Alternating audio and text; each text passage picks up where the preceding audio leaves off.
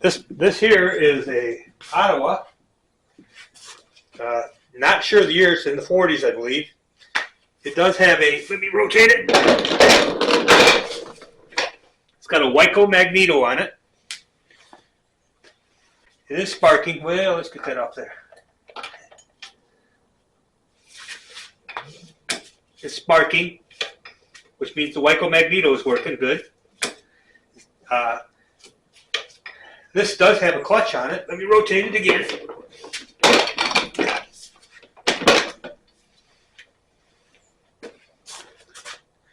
So this lever here, so right now, this is freewheeling.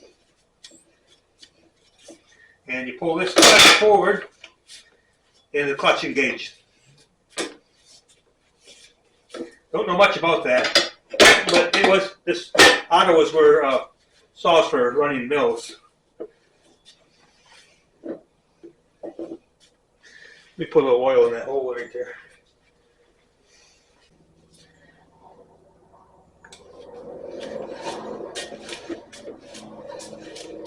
That's better. I better put some oil in here too, as well.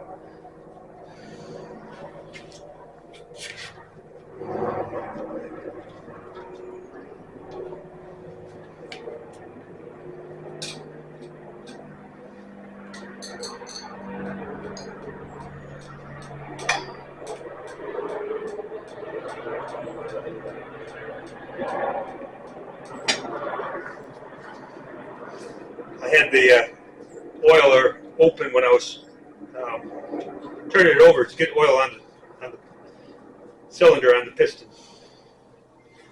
So I'll shut that off.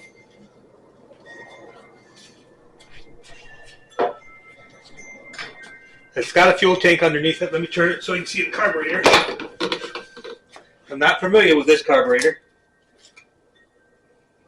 Oh, it looks like it's got a holding tank. I can actually put fuel in there and start it. So, and let me point that out right here. Anytime you see a tank that's mounted on the side of the carburetor, and it's got two valves, you can actually pour gasoline in here, and once it gets running, you can change this other valve and go to the fuel tank and run kerosene. So this is a dual fuel motor. So it's good to know because I can actually put my gasoline in here, and I can shut the fuel tank off and run it just on this for now.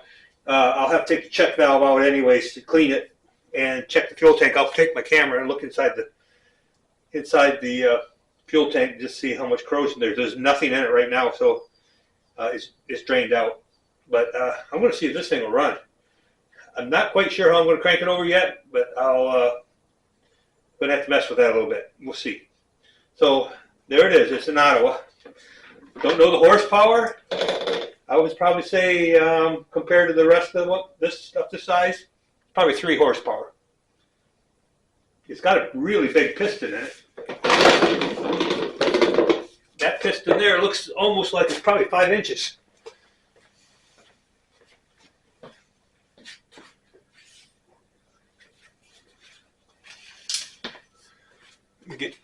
Get her over here. Yeah, it's a 5-inch piston, and see how I can measure that, I guess.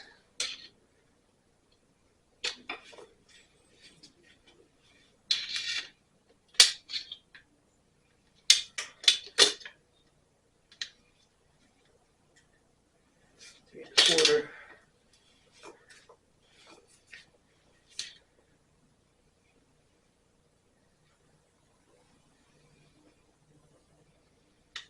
I guess, let's see. Yeah, so it's 1 1/4 here before it starts.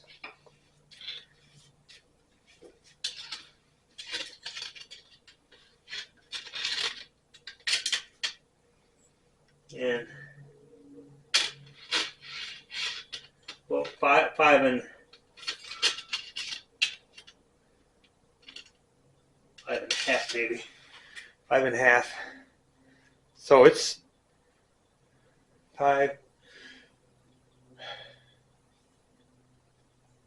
4, about a 4-inch stroke. So she's got some compression, or will have some compression. But these are not high compression engines anyways, so, but it's got a big piston on it. So the next thing I need to do is, one, I'm going to take the check valve off and clean it. That's going to be a battle getting that up. I might have to lift this engine up in the air to do it, to get to the bottom. And then I want to take the drain out of the fuel tank, and I'm going to run some liquid through it to see how clean the tank is. It wouldn't be real hard to get the tank out, it looks like. I can see 2 screws right here.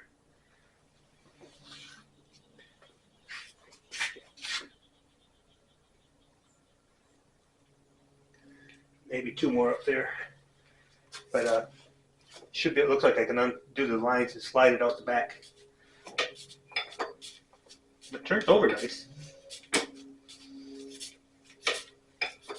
And this is the first engine I've seen that actually has a cam on it for the intake and the exhaust. They both have a cam lobe, just like a car would have.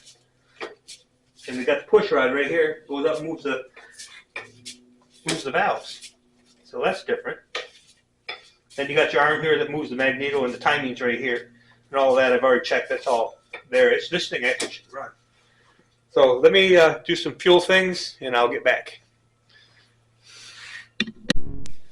I'm ready to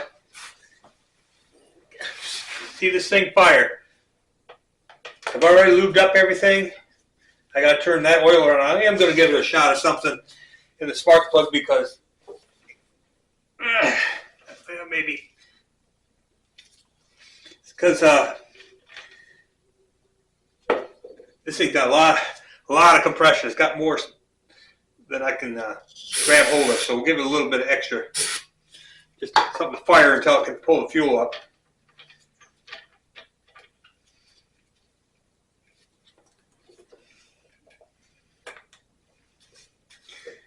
And I'm going to, this here lever,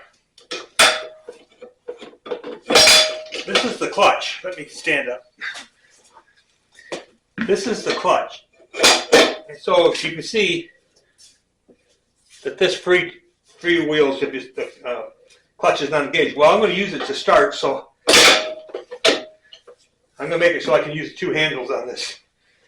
So here we go.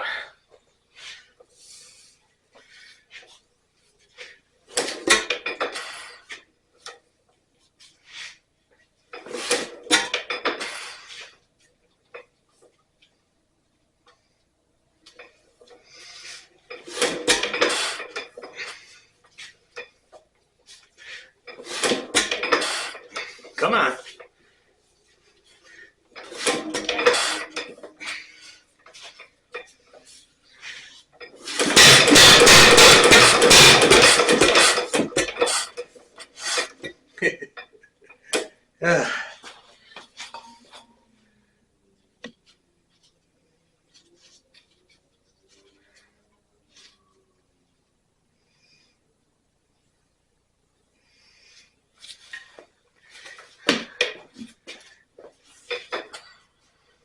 You want to bring it up on compression because it's got a lot there.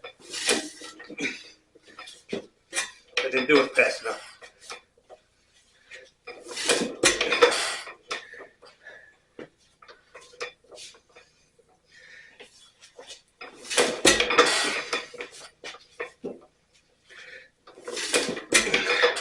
Could give her another shot. It's gonna wear me out.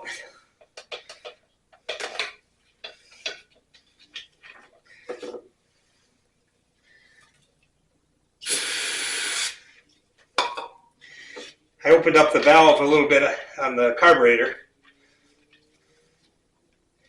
So this has a adjustment for both the little tank that's right here, and then it's also got one for the fuel oil. In fact, I better make sure that's shut off. It is.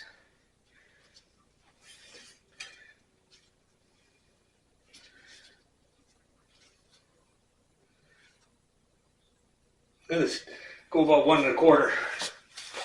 Turns open.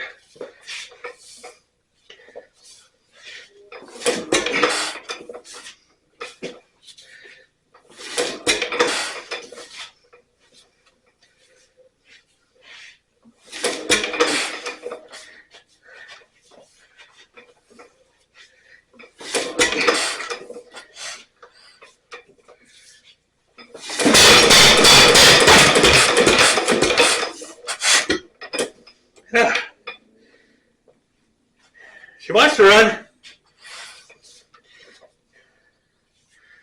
Try her again.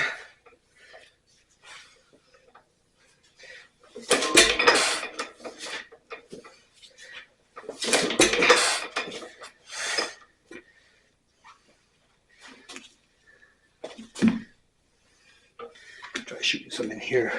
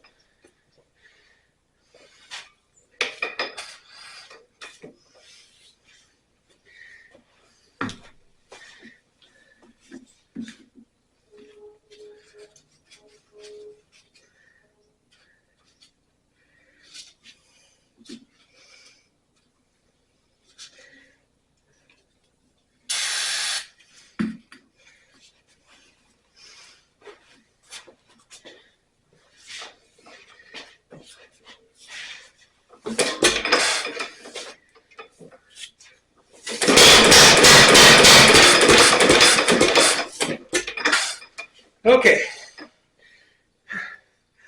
you can see how much that can wear a guy out. So apparently what's happening is, I mean, it runs, but I'm going to have to take this apart.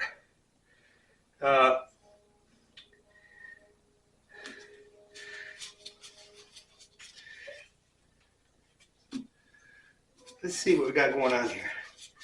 Take the needle out. Oh, well, that would make a difference.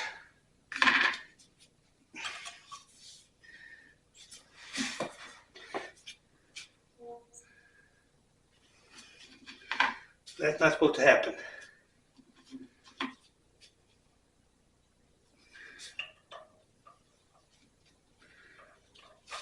That's why I thought I was backing it out and the head come off.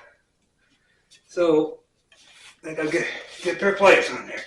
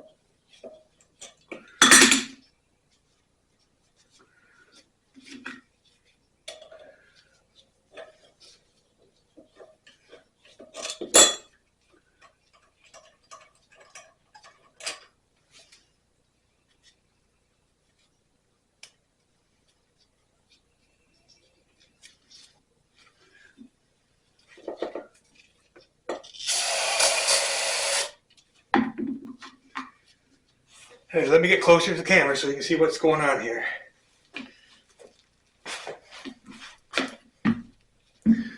So this is the needle, and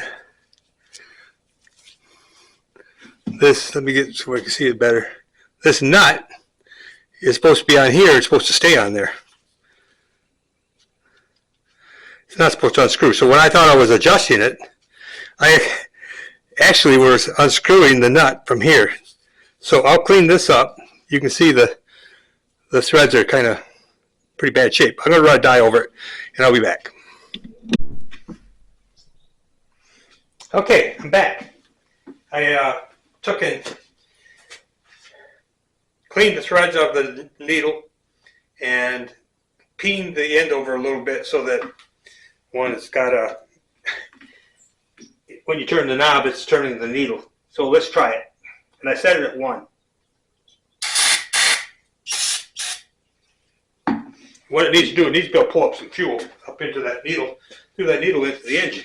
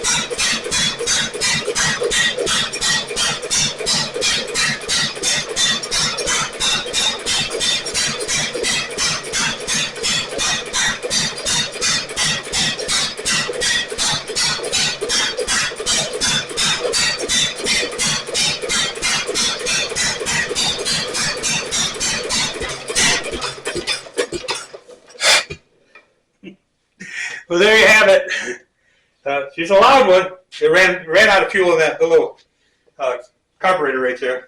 What I would have to do is put fuel in the tank, which I don't want to do today, because then I have fuel in the tank, and it, that's where it starts turning bad and causes problems. But it runs. She's interesting. She's loud. She's got a lot of compression.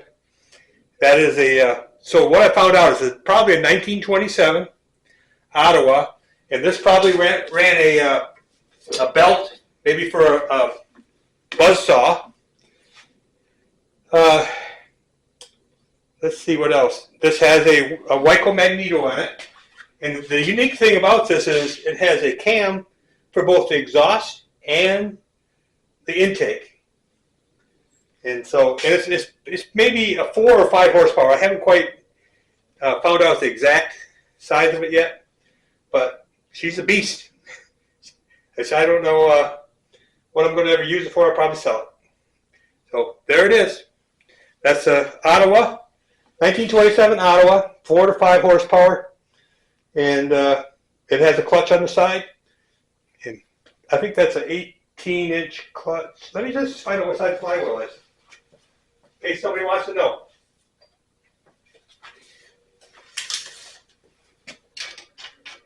Yeah, it's an 18-inch flywheel. There it is. If you like what you're seeing, give me a thumbs up. And subscribe if you haven't. I've got more engines like this I'm going to go through. This is going to go to the Florida Flywheels with me, and we'll give it a show down there. Thank you for watching.